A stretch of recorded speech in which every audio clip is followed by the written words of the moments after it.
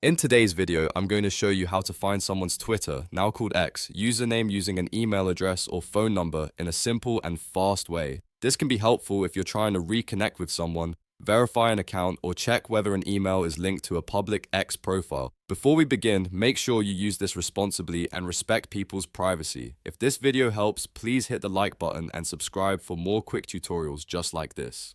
Alright, let's get into it. The first thing you want to do is open X and go to the search bar at the top of the screen. This is where you can type in the information you already have. Now, enter the full email address you want to check and press enter. Make sure you type it exactly, because even a small typo can stop the search from working properly. Once you press enter, X will look for any public matches related to that email address. If the email is linked to an X account and the person has made their account discoverable by email, their profile should appear in the results. At that point, you can click the profile to view the username and confirm whether it's the account you were looking for. If nothing appears, that usually means one of a few things. The email may not be connected to an X account, the account may not be discoverable through email search, or the person may have privacy settings enabled. In some cases, you can also try the same process with a phone number if that is the contact detail you have available.